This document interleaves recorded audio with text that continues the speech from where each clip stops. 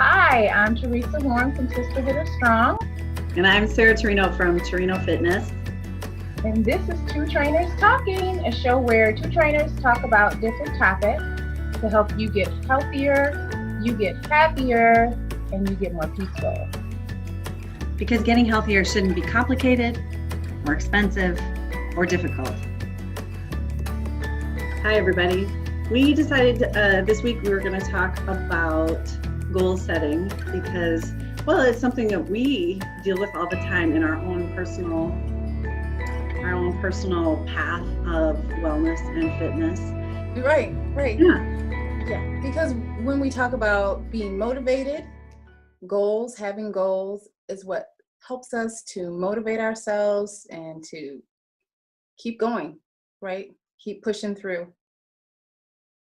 Yeah. And it's not just, I want this one goal and I achieved that goal and it's over and done and check a box. It's a journey, right? Health and fitness is a journey, and it's always evolving and changing, and we're setting new goals and achieving new goals in our fitness and health. I think what Theresa just said is one of the absolute pillars of something to learn about health and wellness. I think sometimes people feel like it's, if I just do this for 6 weeks and I reach my whatever my goal is, that I've arrived. I'm done. I've lost this much weight, or I ran the 5K, or whatever your goal was, you reach it and people think that's it. I'm done. But fitness is it's not about an arrival point. It's about a whole lifelong, inviting fitness in for a whole lifelong of mini goals and goals to continue it.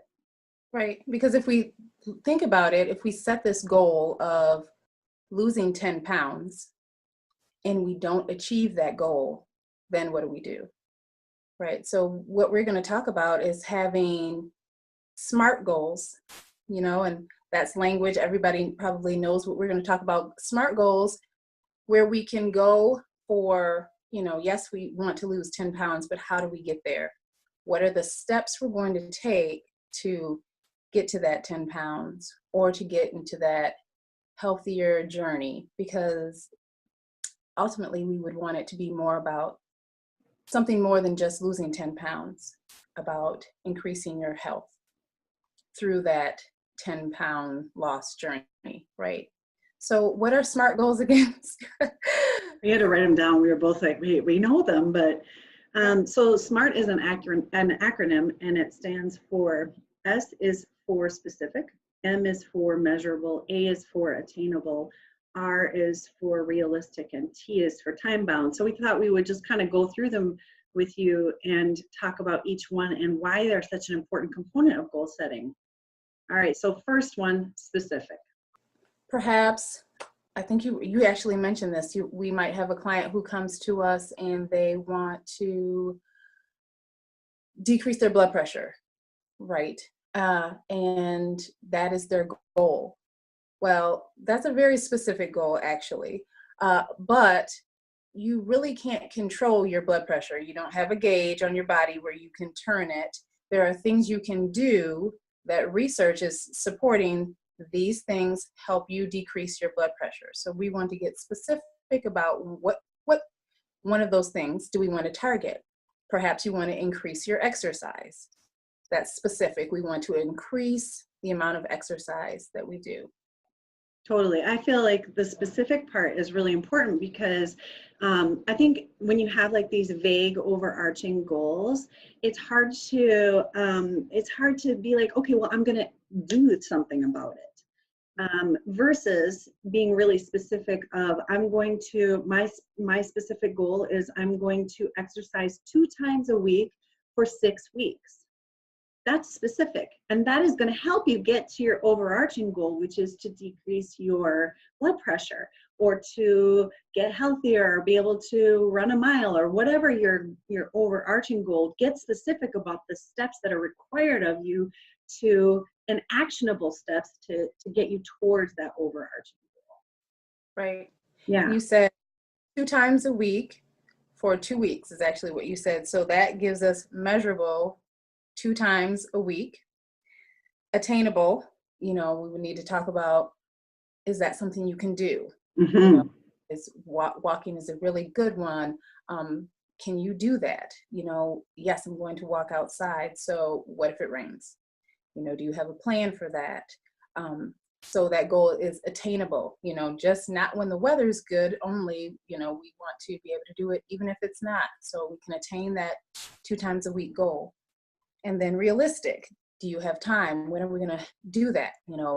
Let's schedule it. Let's be realistic about this. If you work from, I don't know, 8 to 5 and you thought you were going to go outside and it's, in Michigan, it's going to be dark by 5:30. You too. So really let's plug, really get specific about it. And when is that going to happen? Let's be realistic and time bound. You said for the next 2 weeks, you're going to do that. So we can measure that at the end. We can say, how did you do on 2 times a week, going 2 week, for 2 weeks walking? You can really see the type of progress you made toward that goal. So one of the things that I've noticed is a lot of times people will overshoot. That's been my thing. Where my favorite is, okay, I'm going to work out every day. And right away, I don't want to work out every day. I don't know about you. I mean, I might move. I want to naturally move every day, but I'm not going to try to be at the gym every day. And so right away, I get to start to play with people with the realistic, part. So let's be realistic. Are you really going to be someone that's going to want to work out every day? And that's a good example of being enthusiastic at the top of your goal, but you really need to temper it with, what can I actually accomplish? Because so it doesn't feel like failure, right? Yeah, absolutely. And I try to always, be careful when you hear that, because there's such enthusiasm and, I'm going to do it every day. And I'm, you're charged up. And I don't want to squash that. Right. And I do want it to be led by your ideas, but we're trying to frame it so we can be successful. We don't want to put ourselves out there and then, right away, oh, I didn't get every day and I can't do this. And, so really attainable goals are so important. Just really, let's look at this realistically, right? That's one of the R's. Let's be realistic. What can you do? If we're starting from 0, what can you realistically introduce into your schedule? Let's really pin it down. When is this going to happen? So it can be an attainable goal. And it feels so good at the end of the week when you can look back and be like, oh, I hit my goal. I mean, it feels really good. It does. And that's what keeps us going, right? Totally. We want to feel success, not defeat. So when we feel we get a little success off of 2 times a week, you know what, I can do 3. That felt really good. Maybe I can get 3 days in. So we want to build on our successes, not knock ourselves out with these unrealistic goals. And then what Theresa just said, I think is fun to play with too, is once you kind of hit that goal and you're like, oh, that wasn't so bad. I hit my 2 times a week this week. I like to start then playing with A goals, B goals, and C goals for the week, where your A goal is a really kind of a stretch goal where you're like, oh, I'm going to exercise 4 times this week. And that's like a reach. And then the B goal is when you can hit like, oh, just a little bit past I'm going to work out 3 times this week. And then your C goal is when you can hit for sure. That's the one where you're like, I'm happy with this. I got my 2 workouts in this week. So you can kind of layer yourself in case you want to push past your original 2 times a week for 6 weeks kind of goal. That's nice. I like that. That's so so taking that note down. So Theresa, I was going to ask you about, have you had it when people come and their goals, or they are afraid to start? If you know what I mean, like they're kind of frozen by their fear of starting. Yeah. How do you handle that? Well, the way I try to handle is kind of go by what they're saying. What are they really expressing to me, and trying to get to what that block is. Why is it that we're concerned or worried or fearful? A lot of times it's fear about getting started. And really, what is that fear? And you've reached out, you're being brave, you're taking action, and try to frame successful ways we can take maybe smaller steps, kind of break those steps down a little bit more in ways we are pretty confident that they can be successful. That's how I deal with it. But just the fact that people have reached out and we're having this conversation is such a brave act. And to let them know, you're doing so well by seeking help and reaching out. That's really brave. How can we take another step? What is your next step? You've come to me, we're working together, I'm on your team. I think you have an idea of what your next step is. Let's do it. How do you handle it? That's really beautiful. I love how you said that you kind of let them lead. I think I've noticed that sometimes people feel like, I'm going to say this delicately, that the things are just too far gone. Mm-hmm. So that it seems so monumental that it seems like, it just seems like too much. And I think that's where SMART goals can be really helpful, because I learned about this word from a woman named Allegra Stein, where she talked about micro movements, where if you could just make a little bit of a step, like calling a trainer, or drinking drinking an extra glass of water a day, or those micro movements actually start propulsion toward your goal or whatever it is. So if you're feeling frozen, or if you're feeling like it's too much, too big, it's not. I think if it's realizing that it's the small things that actually help break up that feeling of bigness.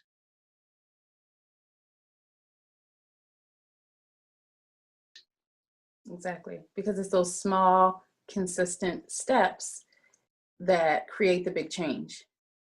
It's that. I mean, this is what she just said. Say it. What? That's the.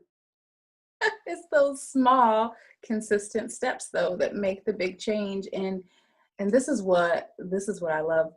The small, consistent steps become our habits, and once there are habits, that it's like, it's a habit now. You don't have to use all this extra brain power and extra momentum to do it. It's a habit. And once you get those habits there, that's what it is. We are, what the accumulation of our habits. That's what we are. That's who we are. We're our habits. So we want to change our habits a little at a time, and that creates this whole new life. That's what I found in my life. It's like, drinking water. Oh, I gotta drink water. Now drinking water is a habit. It's a non-negotiable. I drink my water, but that does so much for me. It gives me such a benefit. It's a habit. Moving every day is a habit. If I don't move, I don't feel the same way. I don't get the same benefit in my body. So it's a habit. And that doesn't mean, crazy, dramatic, big exercise, just movement. It's a habit. And so once we develop these habits, they're helping increase our health. And it's how everything starts to come together. So, yeah. Beautiful. One other thing I wanted to talk about before we wrap things up and go over the goal setting again, the SMART goals, is I think, it's really important to detach from the all or nothing. I had someone ask me this week about sleep, and she has 2 little kids. And she was like, it's the only time I get to myself, and the only time I get with my partner is after the kids go to bed. So she stays up too late. And so she's kind of stealing from her health and wellness bucket in order for for her to have intimacy with her partner and in order for her to have a little time for herself. And so in her mind, you can see she was like, I need to get more sleep. But she could only see it as an all or nothing. And so one of the things I just want you to invite you to think about when you're playing with what your goals are is, instead of looking at it like, I need to go to bed earlier every night, what about if it was just 2 nights a week? You know, so that it's not, you're starting to play with the gray area in between all or nothing. Because I think sometimes that all or nothing puts you in that place of I can't do anything, I'm frozen. So therefore I can't do anything about this goal or this issue of wanting more sleep or drinking more water or eating more whole foods or whatever it is. You know? Do you know what I mean? I do. And that's really good. The one about sleep, I think I wouldn't have thought of that one necessarily. I do think of that like with foods, like, you know, with 1 day or 2 days a week, but sleep is a really good one because that's a difficult, and you know, there's seasons in our life where it's just really hard to get that sleep. I remember being in that, you know, you get the kids sleep and you're like, I can do whatever I want, you know, and sleep is not one of the things. I used to be like, if I could read a book and sleep at the same time, that would be great. So yeah, it's really, or even with, you know, with exercise and movement, you know, you either sleep or, you know, you exercise. So maybe you want to sleep some days and get up and exercise some days. Exactly.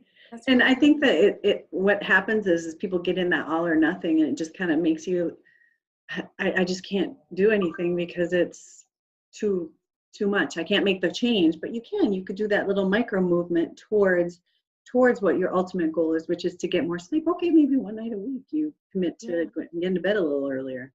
Because your body will be happy for whatever it gets, you know? Yeah, absolutely. Yeah. All right, so you want to go over these again? Yeah, so SMART goals: specific, measurable, attainable, realistic, and time-bound. And those are SMART goals. And I think we touched on it, but we kind of wanted to remember that it's a journey, right? Our health and our wellness is a journey. There's no, you know, destination point, you know, Mount Everest, you can put the pin down and, you know, have a seat. So we always want to be evolving and growing. And what's one goal that you're working on right now? Oh, that's a good one. Oh, you got me. Okay. All right. I'll tell you what. All right. So I am working on doing more cardio. Okay. I am more of a, like Theresa and I are very similar in this way. We like to sling weight around. And I used to be a real cardio person, and now cardio has turned into kind of and I'm trying really hard to make it fun. I've been trying to get on my bike. I've been trying to walk. I've been trying to run. I've been trying to run. So I've been trying to do a little bit more cardio for fun. Oh, that's good. How about you?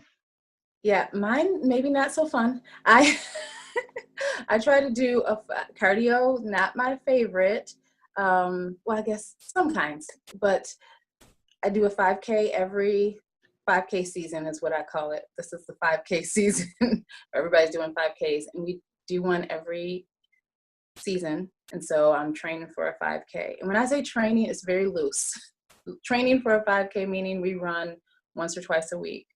But I have been amazed at how much endurance that I've been able to really tap into. It's, you know, I don't think it's new, just I trust my body more, and I trust that, you know, my legs are strong and I know how to breathe. And so that part is fun. I don't really like running, but I like what I'm learning about my body in this process. So that's what I'm doing right now. That's my goal, is a 5K. It's in August. Yeah. Very impressive. Well, we're so glad that you joined us today. And Theresa, any last thoughts? I don't. But yeah, make some goals and let us know about them. Hey, yeah, let us know. You can put in the comments and let us know what some of your SMART goals are. Thank you all for joining us today. We are so delighted that you're with us. And if you have any topics or things that you want us to discuss, we'd love to hear them. Just stick them in the comments below. And thank you for joining us today. Thank you all for joining us, and may you care for yourself this day and every day.